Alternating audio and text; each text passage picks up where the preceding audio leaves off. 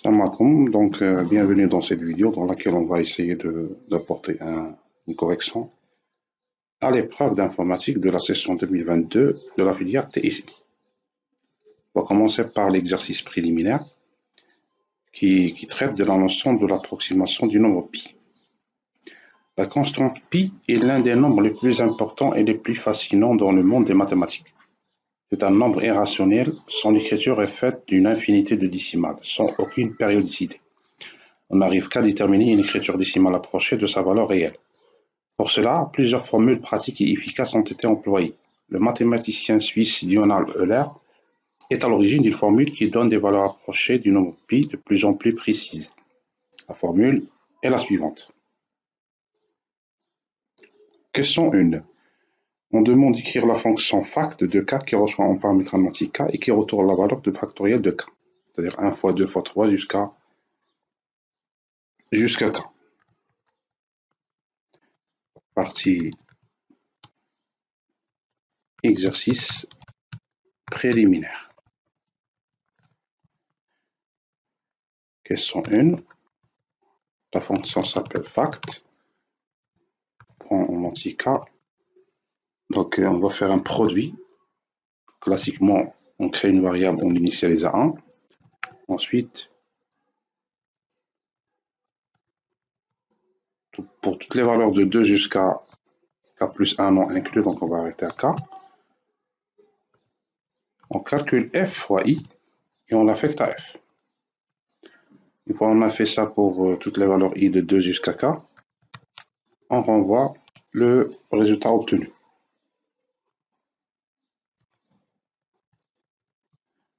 C'est un calcul classique. On continue. Écrire la fonction produit de k qui reçoit en paramètre un entier positif k et qui retourne la valeur du produit suivant. 1 fois 3 fois 5 fois.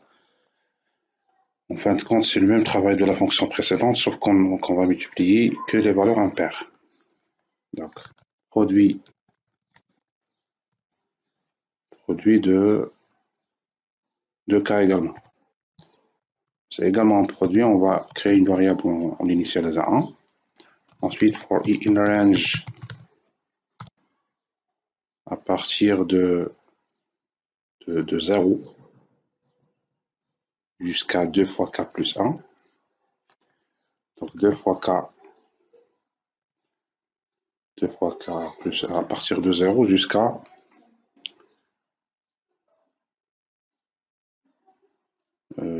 2 fois k plus 1.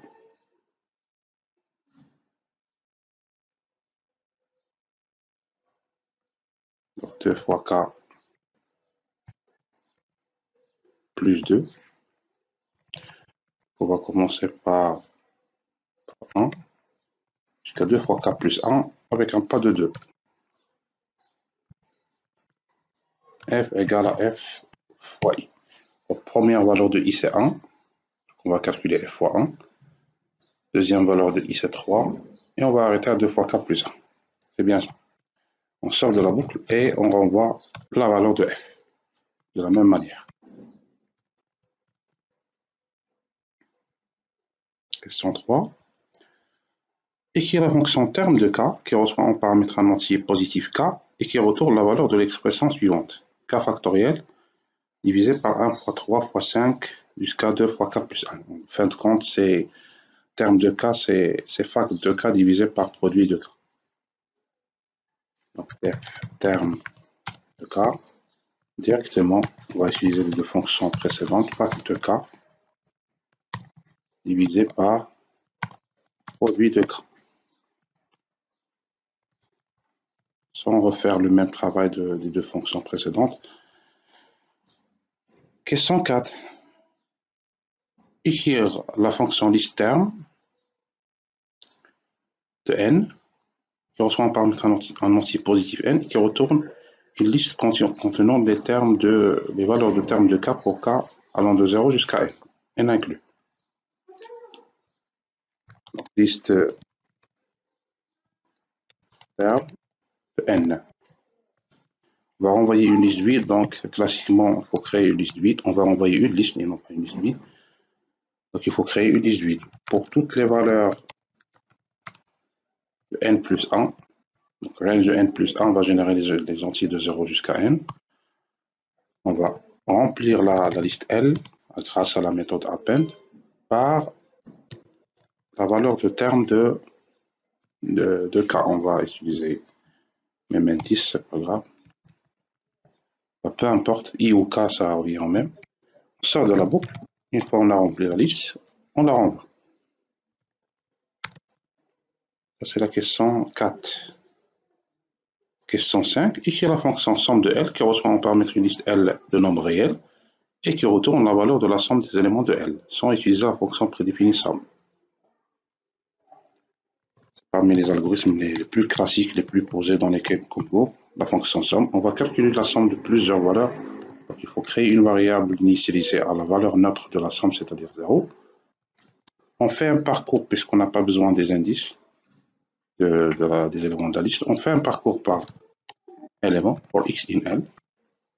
On calcule S plus X, on l'affecte à S. Une fois on a fait ça pour tous les termes de L, on sort de la boucle, on renvoie S. Ça, c'est la question 5. Question 6. Dernière question de cette partie. Écrire la fonction pi-Euler de n qui reçoit un paramètre un antipositif n et qui retourne la valeur approchée de pi en utilisant la formule d'Euler. Donc pi-Euler, faites attention à la notation, donc c'est minuscule de n. Pi-Euler de n, c'est 3. On va revenir à la formule. C'est 2 fois la somme de k égale à 0 jusqu'à n de k factoriel sur le produit 1 fois 3 fois 5 jusqu'à 2 fois k plus 1. Donc ce qu'on va faire, on va utiliser la fonction listTerm pour créer une liste contenant ces termes-là. Ensuite, on va utiliser la fonction somme pour pouvoir les sommer. Et on va multiplier le résultat par 2. Donc ce qu'on va faire, on va directement, vous pouvez le faire par étape, vous pouvez le faire de cette manière. Donc L égale la fonction listTerm de n, puisqu'on ne dispose dans cette fonction que de n. Ensuite, S égale somme de L. Ensuite, return 2 fois S. Ou bien, on peut écrire directement return 2 fois somme de liste terme de n. Comme ça. On peut remplacer ces 3 lignes par cette ligne, par celle-là. Ça revient au même. Si on fait un test pi-Euler de 2000, par exemple, voilà, on exécute, ça donne une valeur approchée de pi. Voilà pour cet exercice.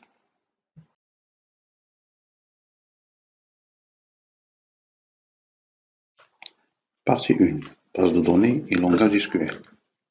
Les internationaux de tennis. On considère une base de données qui permet la gestion des joueurs de tennis ayant gagné au moins un tournoi international de tennis simple. Cette base de données est composée de 3 tables. Joueurs, gagne et tournoi. Structure de la table joueur. La table joueur contient des informations sur les joueurs ayant gagné au moins un tournoi international de tennis simple. Le champ ID est la clé primaire.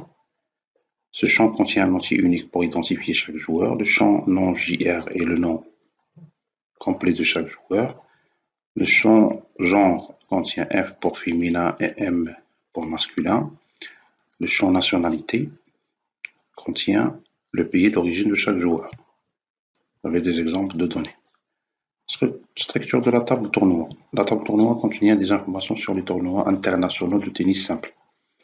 Le champ code est la clé primaire. Ce champ contient un entier unique pour chaque tournoi. Les champs nom TR et catégorie contient le nom et la catégorie de chaque tournoi. Le champ pays contient le pays dans lequel se déroule chaque tournoi. Et vous avez des exemples de données. Structure de la table gagnée. La table gagnée contient des informations sur le joueur et les tournois gagnés par chaque joueur.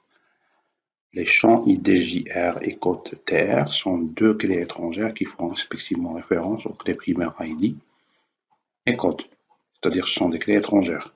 Le champ année contient l'année de chaque tournoi. Chaque tournoi est organisé une seule fois chaque année. Le champ prime contient le montant reçu par le joueur gagnant de chaque tournoi et il est exprimé en millions de dollars. La prime d'un tournoi peut changer au cours des années. Et là également, vous avez des exemples de données. Question 1. On demande de rédiger une requête SQL qui ajoute dans la table tournoi un nouveau tournoi dans la catégorie ATP World Tour et qui se déroule dans le pays Émirats Arabes Unis. Le code du tournoi est 5741. Son nom est Dubaï. Donc ce qu'on va faire, ça c'est la partie 1. Partie 1 de cette épreuve. Base de données et langage SQL. Question 1.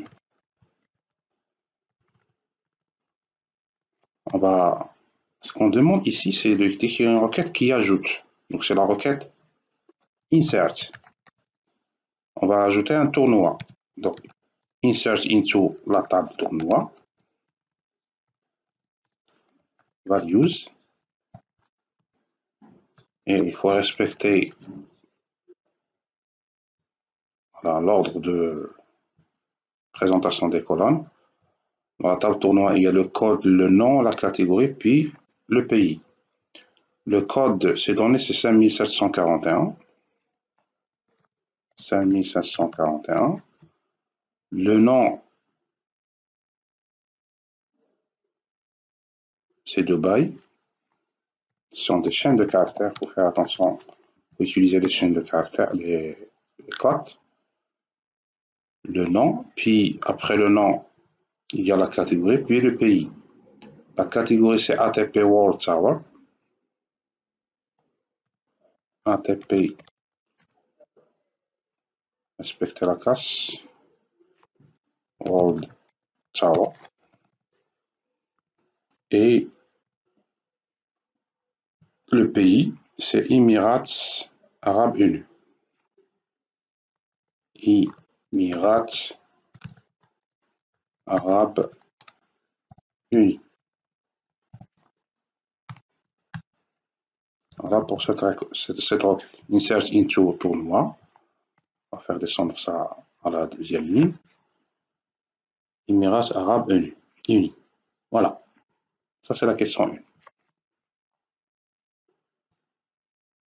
Question 2.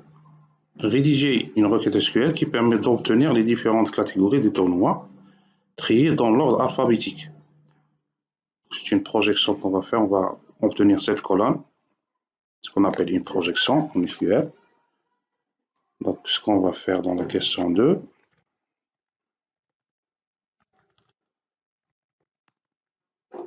select catégorie, c'est ce qu'ils ont demandé. Et la catégorie existe dans la table tournoi. On demande d'afficher les catégories classées par ordre alphabétique, donc order by. Catégorie. Alors vous êtes libre de choisir, de saisir ASC ou non. C'est la valeur par défaut, c'est l'ordre ascendant, c'est l'ordre alphabétique. On ne va pas l'écrire. Voilà pour cette question. Question 3. On demande de rédiger en algèbre relationnelle une requête qui permet d'obtenir les noms des tournois qui se sont déroulés au pays d'Australie durant l'année 2021 et les noms des joueurs qui ont gagné ces tournois. On va écrire en algèbre relationnelle cette fois. Une requête qui permet d'obtenir les noms des tournois. Donc, on va utiliser la table tournoi qui se sont déroulés au pays d'Australie. Australie, c'est la colonne pays de la table tournoi. On va toujours utiliser la table tournoi.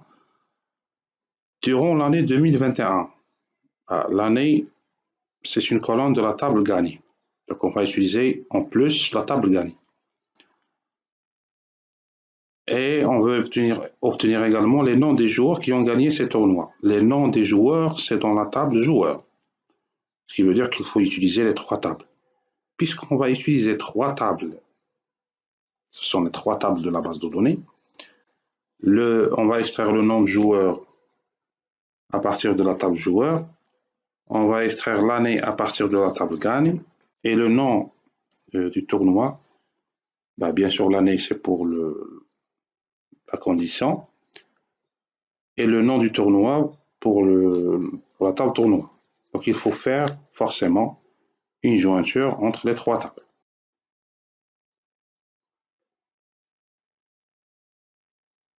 Donc, ce qu'on va faire, on va faire une jointure d'une part entre la table gagne et tournoi. Pour pouvoir faire cette jointure, il faut vérifier que les 2 tables possèdent une colonne en commun. Si on regarde les 2 tables, la table tournoi et la table gagne, il y a la colonne code TR dans la table gagne qui correspond au champ code de la table tournoi. Donc on peut faire une jointure entre gagne et tournoi. Le résultat, ce sera une table, voilà, une table ou une relation qui contient l'ensemble des colonnes des 2 tables. Pour les lignes, c'est la concaténation de chaque ligne de la table tournoi avec chaque ligne de la table gagne qui respecte la condition de jointure, c'est-à-dire chaque ligne qui contient le même code de tournoi. On va prendre le résultat, on va faire une autre jointure avec la table joueur. La table joueur contient le champ ID, c'est l'identifiant d'un joueur, qui correspond à l'identifiant JR, IDJR, de la table gagne. Ce qui veut dire qu'on peut également faire une jointure dans ce cas. Une fois qu'on a fait la jointure, il faut faire une sélection. Une sélection pour filtrer les lignes.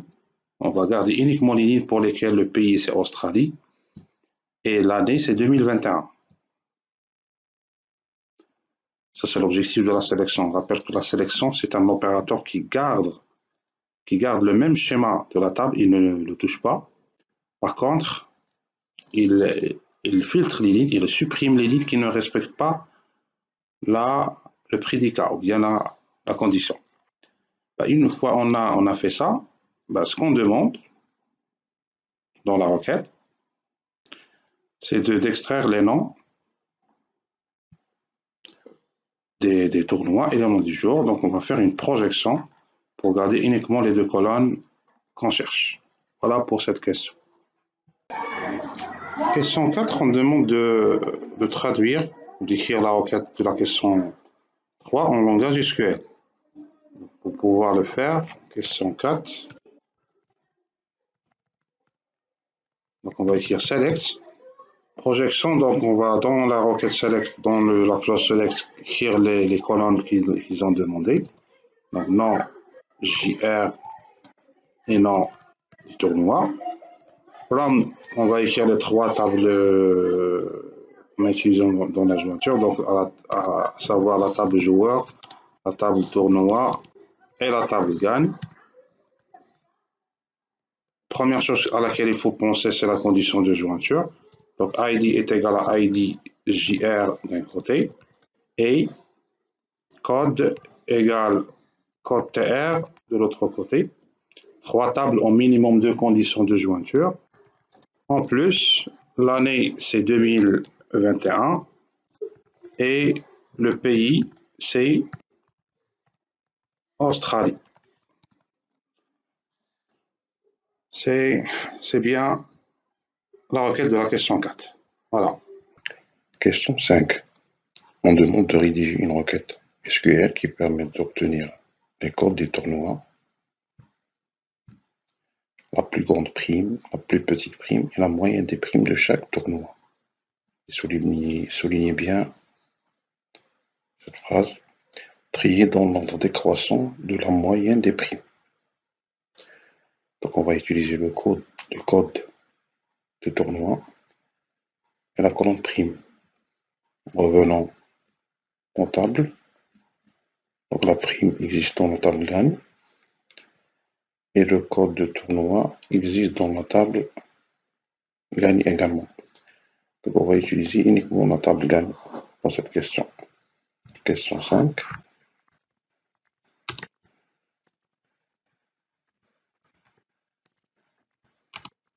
On va écrire Alex.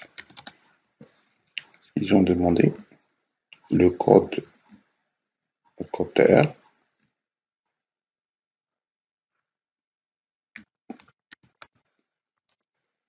La plus grande prime, donc max de prime, la plus petite ligne de prime, la moyenne ligne de prime, AVG de prime. On va leur donner un alias as n. On dit à partir de la table gagne.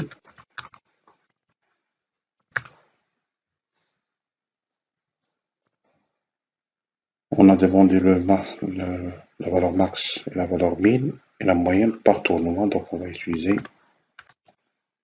la clause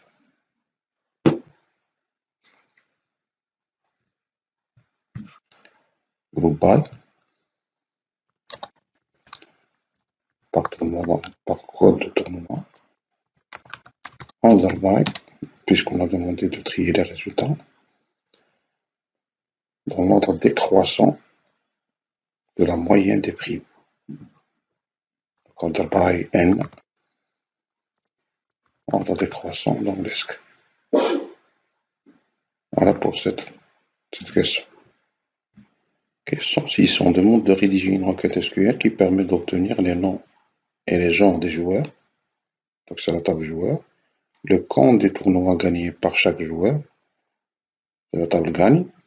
Et la somme totale des primes reçues par chaque joueur. C'est toujours la table gagne. La somme totale des primes reçues par chaque joueur doit être supérieure à 75 millions de dollars. Question 6.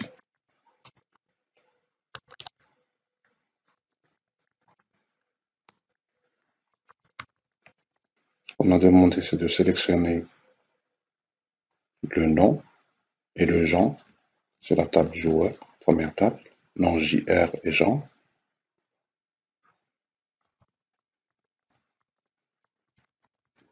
À partir de la table joueur.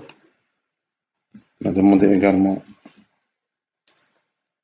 le compte des tournois gagnés par chaque joueur et la somme totale des primes reçues par chaque joueur. Donc, ce sera count étoile, la somme prime.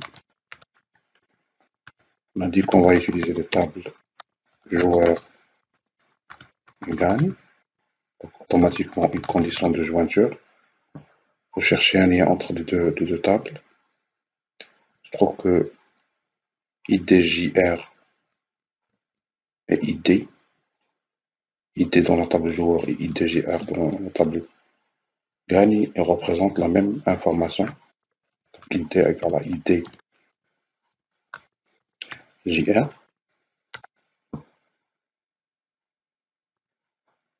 On va grouper, puisqu'on a demandé pour chaque joueur, on va grouper par identifiant de joueur, ID ou bien IDJR, puisqu'ils sont égaux. Ah oui. On va prendre uniquement les joueurs qui ont un total de primes supérieur à 75. As P, par exemple, pour éviter de la réécrire et de la recalculer à chaque fois. Win P supérieur à 75. Ne rien oublier. Donc rédiger, on a extrait le nom, le genre, le compte des tournois gagnés, la somme totale des primes reçues par chaque joueur. Par chaque joueur, c'est la ligne qui nous dit qu'il faut faire un groupe by par chaque joueur dans la question 6, de chaque tournoi pour la question 5, sont des mots-clés qu'il faut souligner à chaque fois qu'on va demander une requête. La somme totale des primes reçues par chaque joueur doit être supérieure à 75 millions $. Donc c'est bien ça. Dernière question de cette partie, rédiger une requête SQL qui permet d'obtenir les années et les noms et les genres des joueurs qui ont gagné les 2 tournois Roland-Garros et Wimbledon la même année, triés dans l'ordre décroissant des années. Donc ce qu'on va faire, on va, question 7,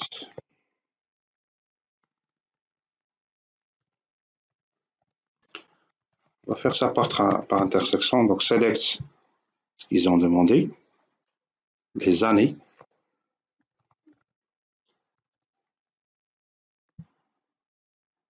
les noms et les genres des joueurs, donc nom JR,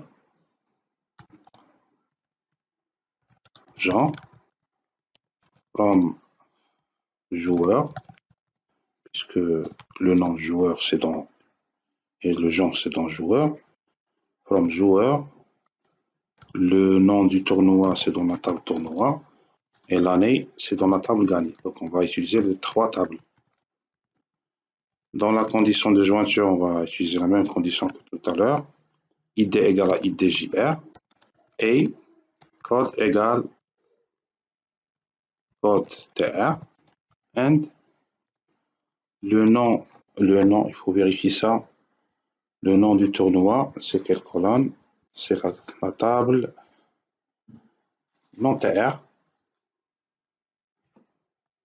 égale Roland Garros. Il faut vérifier comment ça s'écrit. SQL n'est pas sensible à la casse, mais à la Roland-Garros avec un seul R. Voilà. Et 2 S.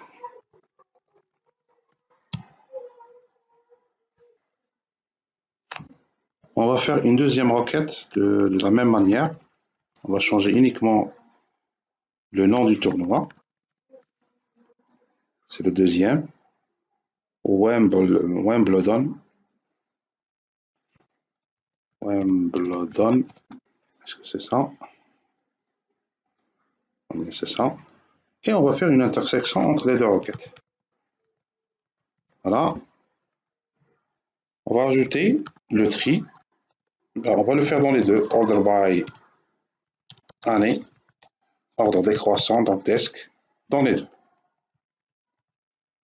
En bref, on va sélectionner l'année, le nom du joueur et le genre à partir des 3 tables, parce qu'on va faire une jointure entre les 3 tables.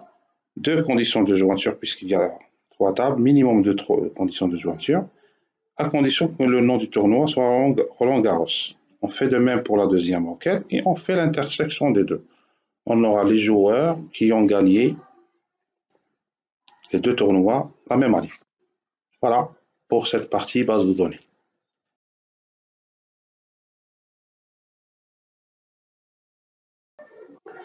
Partie 2, calcul numérique.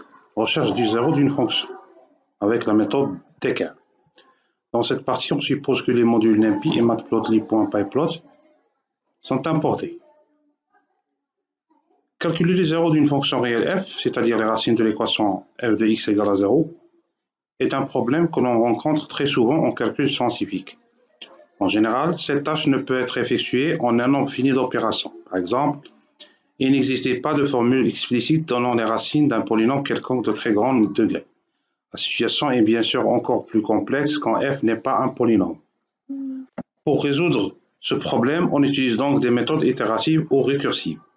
Partant d'une ou plusieurs valeurs initiales, on construit une suite de valeurs xn qui convergent vers un zéro de la fonction f considérée. Un problème simple et concret qui donne lieu à une équation non linéaire est celui de l'équation d'état d'un gaz. Nous voulons déterminer le volume V occupé par un gaz dont la température est T et dont la pression est petit p. L'équation d'état liant P, V et T est donnée par l'équation suivante. Avec A, B sont 2 coefficients qui dépendent du gaz considéré Grand N est le nombre de molécules contenues dans le volume V. P est la pression, T est la température et K est la constante de Boltzmann. Nous devons donc résoudre une équation non linéaire dont la solution est V. Pour cela, on doit calculer les zéros de la fonction G définie par G de V égale P plus A N au carré sur V au carré fois V moins N fois B moins K fois N fois T. On suppose que les valeurs des paramètres sont les suivantes pour le dioxyde de carbone, CO2. Écrire la fonction G de V en langage Python. Pour écrire la fonction, donc on passe à la partie 2.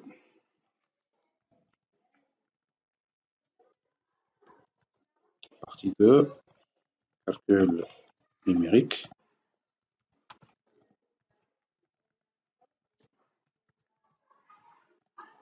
Hein. Question 1. Définir la fonction G qui accepte comme paramètre un nombre V et qui retourne directement. Bien sûr, il faut initialiser. On va faire les différentes instructions permettant de tester les résultats de import numpy. Et ça ne doit pas être inclus dans les réponses que vous allez donner. On va les ajouter uniquement pour des raisons de test. Import numpy as np pour calcul numérique. Import matplotlib.pyplots as pl pour le tracé de cours. On va initialiser les constantes données. Donc a égale à 0,4.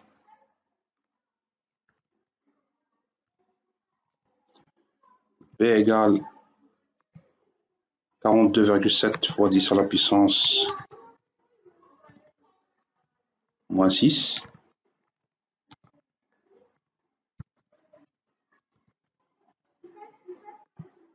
N égale à 10 à la puissance 3.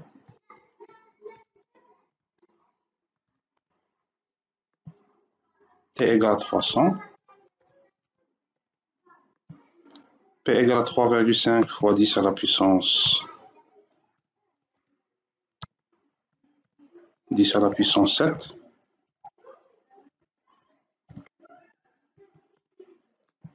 Et enfin, K égale à 1,38. K égale à 1,38 fois 10 à la puissance moins 23. Donc on va définir notre fonction G.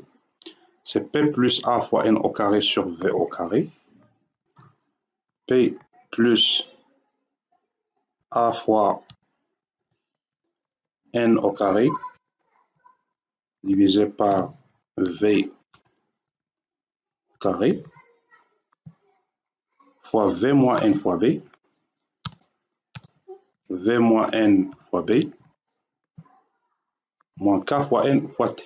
Moins K fois N fois T. Ça, c'est pour la question 1. Question 2. Écrire le programme Python qui permet de tracer la représentation graphique ci-dessous de la fonction G. Le nombre de points générés dans la courbe est 500. Donc l'intervalle, c'est 0,03 jusqu'à 0,06. On va faire, donc, question 2. On va exécuter ça. Question 2.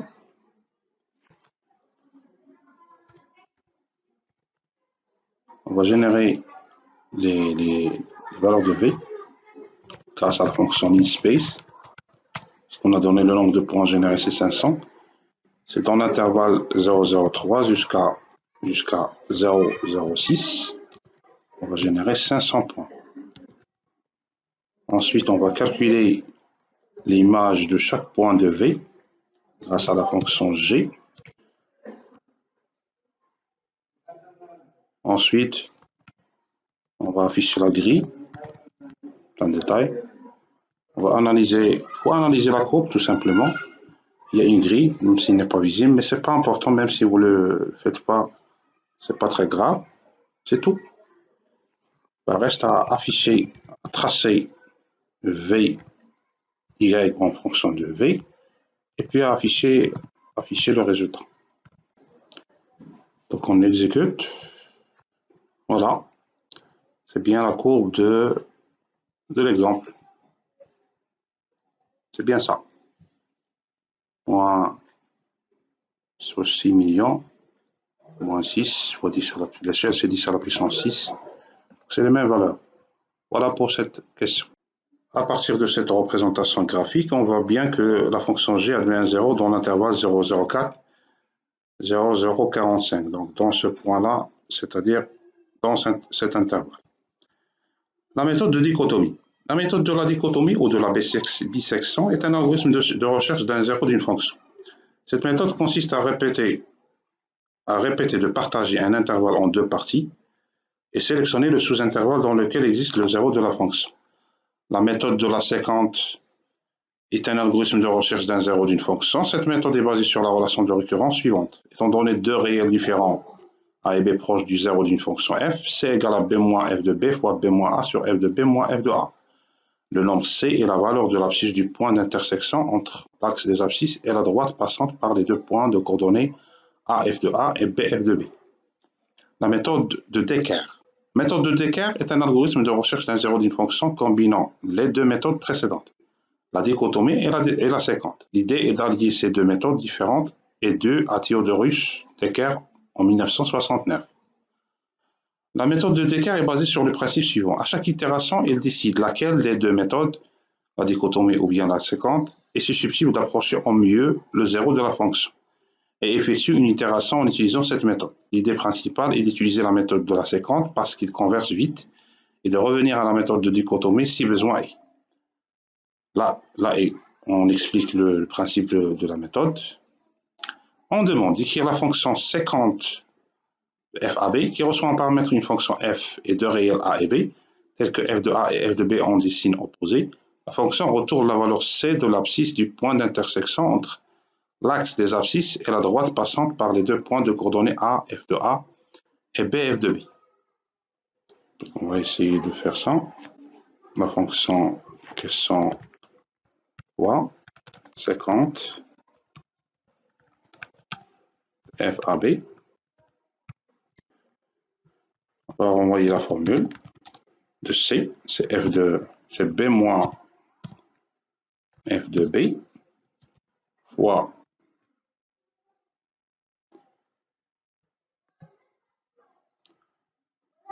de la séquence, c'est b moins f de b fois b moins a sur f de b moins f de a fois b moins a divisé par f de b moins f de a. C'est tout le travail de cette fonction. Ça, c'est la question 3. Voilà, c'est bien ça.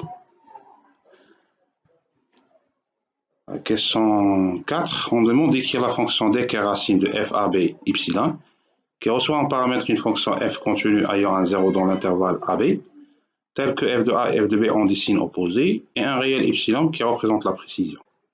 En utilisant l'algorithme de la méthode de Decker, ci-dessus, la fonction retourne la valeur du 0 de la fonction f. Donc on va écrire la fonction Decker racine, question 4, la fonction, on vient écrire Decker racine de f, a, b et epsilon.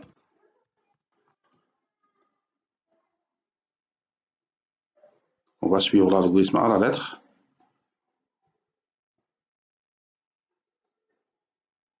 Donc f est une fonction continue ayant un 0 dans un intervalle AB tel que f de a et f de b ont des signes opposés. Epsilon est la précision désirée. Tant que f de b est différent de 0 et b moins a supérieur à epsilon. Ouais. F de b est différent de 0. F de b différent de 0. Et en valeur absolue, b moins a supérieur à epsilon. M reçoit la valeur du milieu de a et de b. Donc m égale A plus B sur 2. Ensuite, C est la valeur de la formule de la séquence passante par les deux points A, f de A et B, f de B. C est égal à séquence de F à B. Si D est compris entre B et M, alors D reçoit C. Sinon, D reçoit. Donc D là est oublié dans l'algorithme. On va lui affecter au départ la valeur de B. Voilà. Donc if, si D est compris entre, on va revenir à l'algorithme, si D est compris entre B et M, if B inférieur ou égal à D inférieur ou égal à M, alors, dans ce cas, D reçoit C. Sinon, D reçoit la valeur de M. Ainsi, si f de B et f de D ne sont pas de même signe, alors A reçoit B. Ce qui veut dire if f de B fois f de M fois f de D ne sont pas de même signe, c'est-à-dire que leur produit est négatif,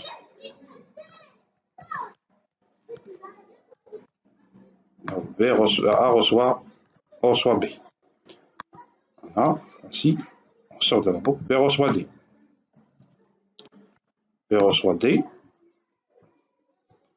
Si la valeur absolue de f de A est inférieure à la valeur absolue de f de B, il faut échanger les valeurs de A et B. Donc, if ABS de f de A est inférieur à ABS de f de B, on va échanger A et B. On sort de la boucle et on renvoie la valeur de B. C'est la traduction à la lettre de cet algorithme. Question 5. On demande d'écrire le programme Python qui permet d'afficher la valeur du 0 de la fonction g, la figure 1, en utilisant la méthode de Descartes, sachant que la valeur de la précision souhaitée, c'est 10 à la puissance moins 12. Donc, question 5, dernière question. On va directement écrire print. On va utiliser la fonction de la question précédente. On va adapter le paramètre. La fonction désirée, c'est la fonction g. L'intervalle, c'est 0,04, puisqu'on a trouvé le 0 dans cet intervalle, 0,45. Et la précision, c'est 10 à la puissance moins 12. On va vérifier s'il n'y a pas d'erreur oubliée. Ça doit donner le résultat souhaité. Donc, c'est 0,0427. C'est bien ce qui était attendu. Voilà pour cette partie de calcul numérique.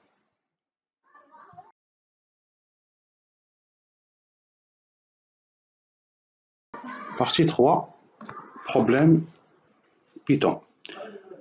Résolution de la grille de Sudoku avec la méthode de backtracking. Qu'est-ce qu'un Sudoku? Le Sudoku, Su, ça veut dire nombre, de Doku, ça veut dire unique, est un jeu de nombres très populaire. Ce jeu est constitué d'une matrice carrée de 9 lignes et 9 colonnes, divisée en 9 sections de 3 x 3 cases chacune. Le principe du jeu est simple, remplir les cases de la matrice avec des nombres compris entre 1 et 9. Attention, il est obligatoire de respecter les 3 règles suivantes. Un nombre doit apparaître une seule fois dans chaque ligne, dans chaque colonne et dans chaque section. Parce que ce sont des exemples de sections. Pour représenter la matrice de Sudoku, on utilise une liste composée de 9 listes, toutes de même taille, 9. Par exemple, la matrice de Sudoku de l'exemple ci-dessus est représentée par la liste S suivante. Voilà. Remarquez, dans la même ligne, c'est les chiffres de 1 jusqu'à 9, dans la colonne également, et diagonalement également, et dans la section. Au début du jeu, la matrice de Sudoku aura des cases déjà remplies. La tâche du joueur consistera à se baser sur la logique pour remplir les nombres manquants et compléter progressivement la matrice tout en respectant les 3 règles citées avant. Exemple, c'est un exemple de grille qu'on aura au départ. Dans la matrice Sudoku initiale, on utilisera le nombre 0 pour représenter chaque case vide. Ainsi, la matrice Sudoku initiale de l'exemple ci-dessus est représentée par la liste S suivante. Voilà, en gras, les valeurs qui ne sont pas des valeurs 8.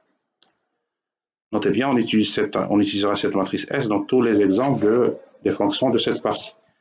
Une matrice Sudoku initiale incomplète correctement constituée ne peut aboutir qu'à une seule solution. Le nombre de matrices Sudoku à solution unique complète possible est de 6,67 fois 10 à la puissance 21. Ici, on considère que deux matrices sont identiques. Lorsque l'on peut arriver à l'une ou à l'autre par des opérations matricielles, alors le nombre de matrices différentes est 5 472 730. Il existe de nombreuses méthodes de résolution du jeu de Sudoku. Parmi ces méthodes, on trouve la méthode de Bakhtari. Cette méthode consiste à remplir les cases vides, case par case. Si on découvre un conflit avec les trois règles du jeu, on est obligé de revenir en arrière. Le retour en arrière est considérablement simplifié avec l'usage de la récursivité. Dans la suite de cette partie, on considère que S est une variable globale. Notez bien cette remarque. S est une variable globale déclarée et initialisée par une matrice Sudoku initiale incomplète, ayant une solution unique. Ça veut dire que même si les fonctions ne prennent pas cette matrice en paramètre, on peut l'utiliser à l'intérieur du code en lecture. Et en écriture si on veut. Question 1, écrire la fonction ligne de i qui reçoit en paramètre un entier positif i qui représente l'indice d'une ligne de la matrice Sudoku initiale incomplète S. La fonction retourne la liste des nombres qui apparaissent dans la case non vide de la ligne d'indice i dans S. Par exemple, la fonction ligne de 0, il renvoie 1, 7 et 9. Une liste contenant 1, 7 et 9. Ligne de 5, c'est celle-là, il renvoie la valeur 6 et 4. Voilà, donc on va faire ça.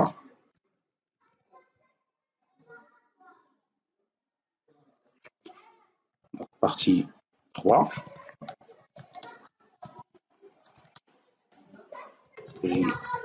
De ce problème Python.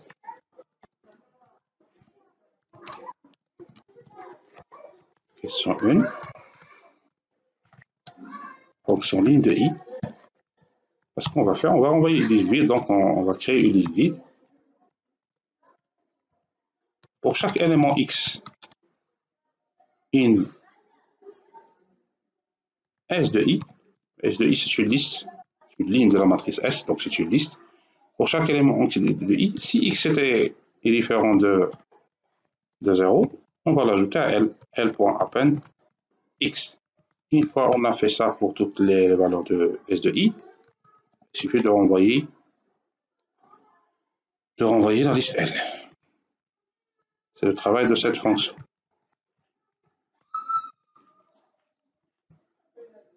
Ça, c'est la question 1. Question 2, on va faire la même chose pour la fonction colonne J. Simplement. Colonne de J.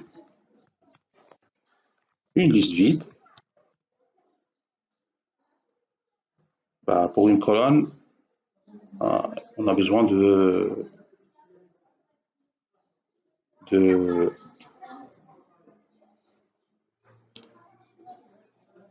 voilà, on va faire ça comme ça. Pour x in S, on va faire un parcours de S par ligne. Et si la jm valeur x de j est différent de 0, on va ajouter à L cet élément. X de j, c'est le jm élément de la ligne notée x. Ça veut dire qu'on va prendre uniquement la colonne numéro j. Une fois qu'on a fait ça pour toutes les lignes, on sort, on renvoie la liste L.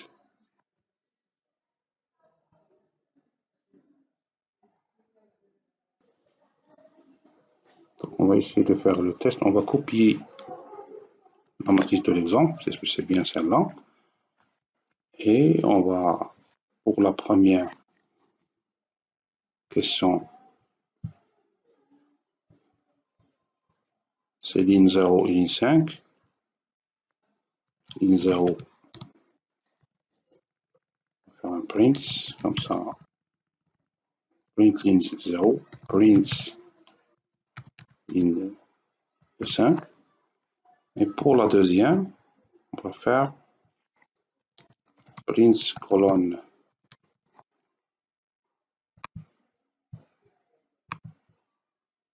1 et colonne 7.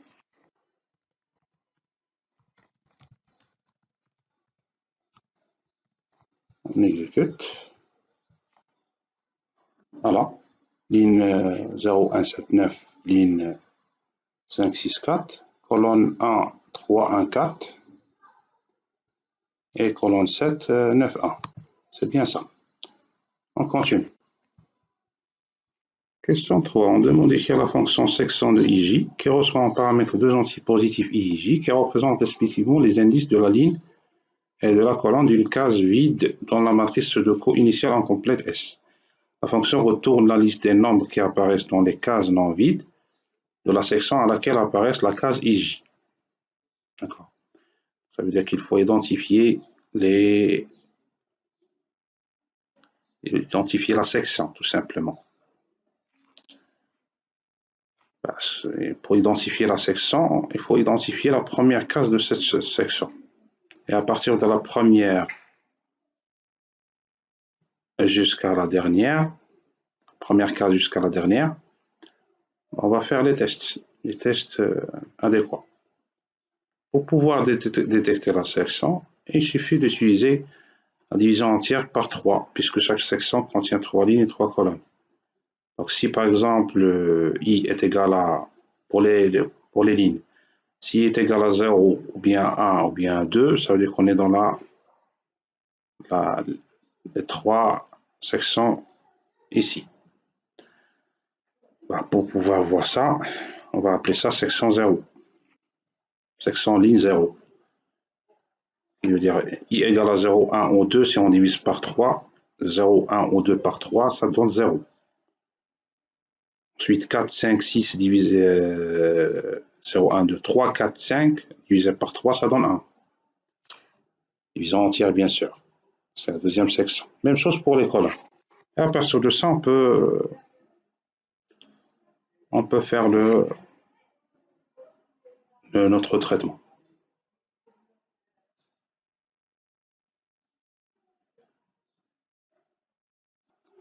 Voilà, donc on va deviner notre question 3, section de IJ.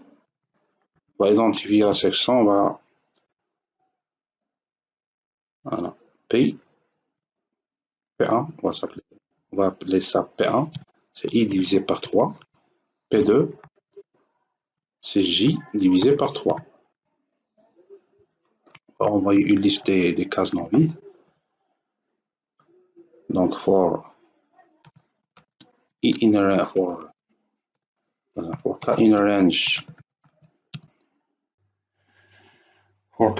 de 3 fois P1 jusqu'à 3 fois P1 plus 3, puisqu'on a 3 cases sur la ligne de chaque section. For L in range 3 fois P2 jusqu'à 3 fois P2 plus 3, même chose pour les colonnes. Si S de KL est différent de 0, on ajoute à la liste grand L qu'on a définie avant les boucles. Elle prend append S de KL. Une fois on a traité toute la section, il suffit de renvoyer la liste L. Voilà, donc on va faire appel à la section pour la valeur 1, 0, ça doit retourner 1, 3, 9. C'est bien ça. Et pour 5, 7, ça doit retourner 3, 9, 2. 5, 7, 9, 2. C'est bien ça. Voilà pour cette partie, cette question. Question 4. On demande d'écrire la fonction case vide qui retourne la liste L contenant toutes les cases vides dans la matrice Sudoku initiale incomplète S. Chaque case est représentée par un tuple qui contient l'indice de la ligne et l'indice de la colonne de cette case. Vous avez un exemple. Donc, question 4.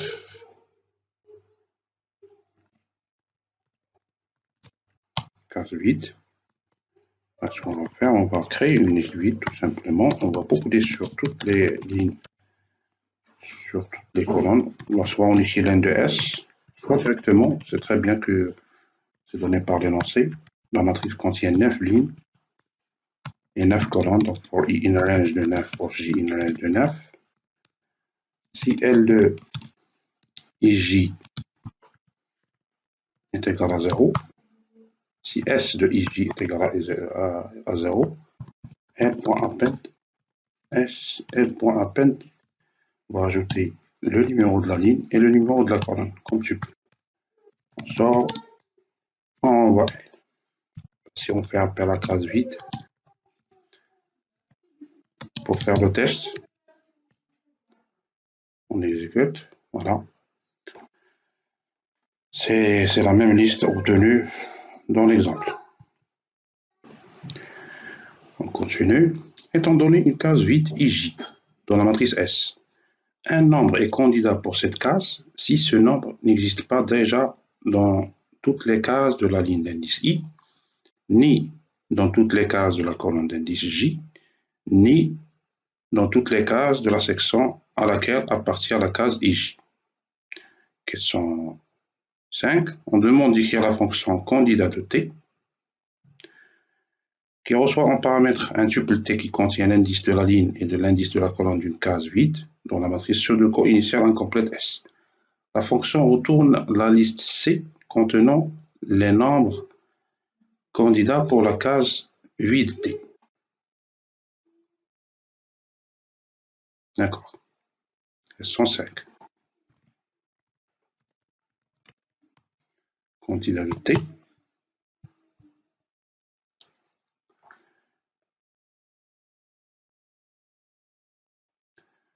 Ce qu'on va faire, on va créer une liste vide.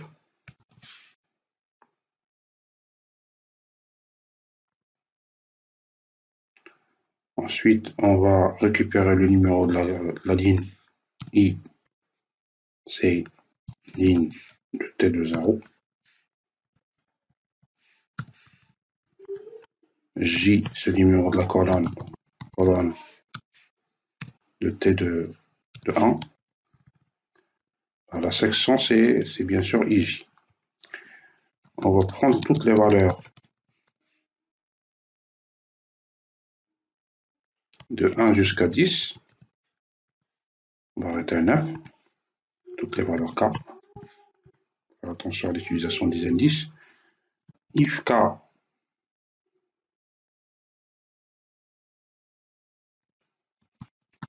not in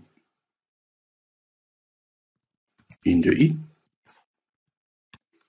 and K not in ligne de J, colonne de J,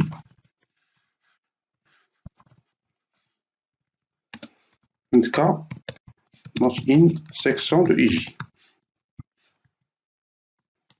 Dans ce cas,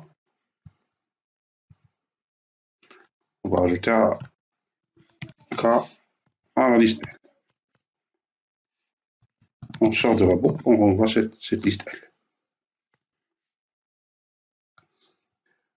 On va voir s'il y a des exemples. Sûrement. Candidat de 0,1 renvoie la liste 2, 5, 6, 8. 2, 5.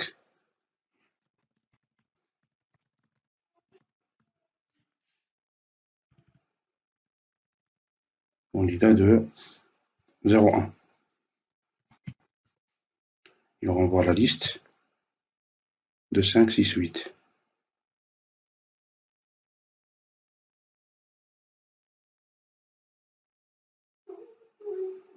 Non, T de 0. Faire attention. Pas de parenthèse ici. Voilà.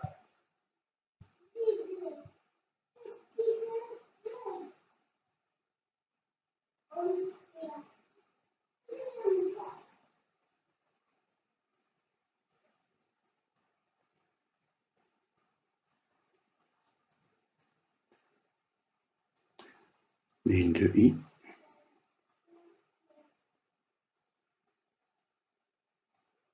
Non, donc c'est T20 sont des... Voilà. Pardon. C'est T20 et T21 sont les numéros de la ligne et les numéros de la colonne. Voilà. Donc ça donne 2, 5, 6, 8. Et pour le deuxième exemple, c'est égal à 4, 7. 4, 7, ça donne 3, 4, 5, 6, 7. 3, 4, 5, 6, 7, c'est bien ça. Voilà pour cette question. Donc à partir du tuple T, les indices sont T20 et T21. Ce sont les valeurs de IJ. C'est bien ça. Voilà. Afin de réduire la complexité de la méthode du backtracking, il faut réduire au maximum le nombre de possibilités. Plus le nombre de possibilités est important, plus les risques d'erreur et de retour en arrière tardif sont nombreux.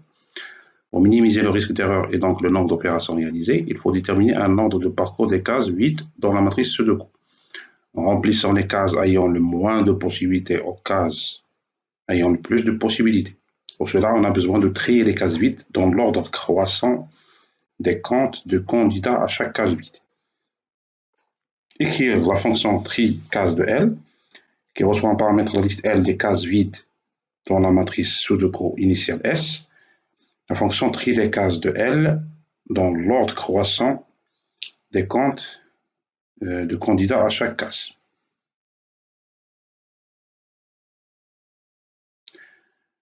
Ben, ça veut dire que question 6, c'est la fonction tri case. Steve va choisir l'algorithme de tri que vous voulez. On va calculer la taille de L. For I in range de n-1, on va faire le tri par sélection par exemple. C'est pour que l'indice de la case qui contient le minimum c'est I. Et pour J allant de I plus 1 jusqu'à N, si on va calculer deux comptes, on va appeler ça C1. Donc C1 c'est le nombre, c'est la taille de la liste candidat pour L de K, la ligne numéro K. C2 c'est la taille de la liste candidat pour L de J. Si C1 est inférieur à C2, ça veut dire que c'est pas... Si C2 est inférieur à C1, ça veut dire que le nombre de candidats de la J-amine est inférieur à celui de la K-amine, donc on va attribuer à K la valeur J. Et une fois on a fait ça, pour dire on a beaucoup de J, de la valeur I plus 1 jusqu'à la fin de la liste, ben, ce qu'on va faire, on va permettre les deux cases L de I et L de K. Donc L de I virgule L de K égale à L de K virgule L de I. C'est le travail de cette fonction. Donc on va faire appel à la fonction tri L et on va afficher la liste par 4, 2, 1, 2, 0, 4. On va revenir à 4, 2, 1, 2, 0, 4, 0, 3. On pouvait avoir des changements de permutation. Ça veut dire que forcément que pour ces cases, il y a le même nombre de candidats. Donc c'est bien pour cette question. La synthèse, donc la liste L contient les cases vides dans la matrice Sudoku initiale incomplète. Les cases de L sont triées dans l'ordre croissant du nombre de candidats pour chaque case. Pour trouver le nombre correspondant à chaque case vide, on utilise l'algorithme récursif suivant basé sur la méthode du backtracking. Pour chaque case vide T de la liste L, parcourir les éléments X de la liste C des nombres candidats à la case T, placer l'élément X dans la case T et passer récursivement à la case suivante dans L. S'il n'y a pas de conflit avec les trois règles du Sudoku, la fonction retourne true. Sinon, placez dans la case T l'élément suivant à X dans la liste C. Question 7, on demande d'écrire la fonction solution de L qui place le nombre correspondant à chaque case vide dans la matrice Sudoku initiale S. Et vous avez un exemple de traitement. On va utiliser le même exemple. Question 7. On va définir la fonction solution de L. Si L est différent, si L n'est pas vide, ça veut dire que il y a des éléments traités. On va prendre les indices de la IM ligne JM colonne de L, du premier élément. Sinon, ça veut dire que la grille, forcément, elle est déjà remplie, donc on va envoyer true. Ensuite, on va chercher les candidats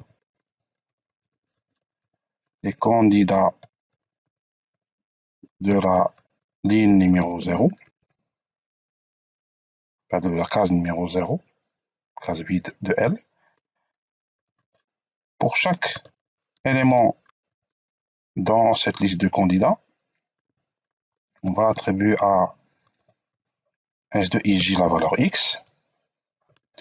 Si la fonction par appel récursif, il envoie true pour les éléments qui restent, c'est-à-dire que le travail est terminé, on va envoyer true. Sinon,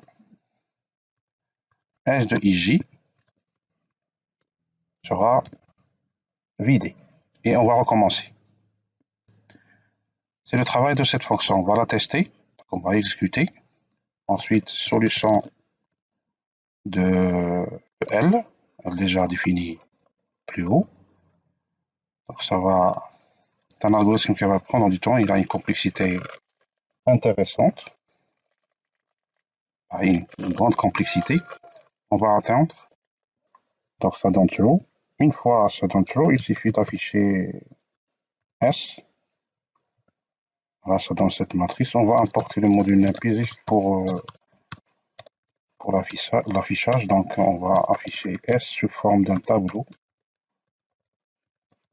Comme ça, il va l'afficher sous forme d'une matrice. Voilà. 1, 6, 2, 8, 5, 7, 4, 9, 3. 1, 5, 7, 4, 9, 6, 3, 2, 8. C'est bien la même matrice. Voilà pour cette correction. Merci de l'avoir suivi. Je vous donne rendez-vous à une prochaine correction. Si vous avez des remarques, comme d'habitude, n'hésitez pas à le faire en commentant cette vidéo. Merci et bon courage pour vos concours.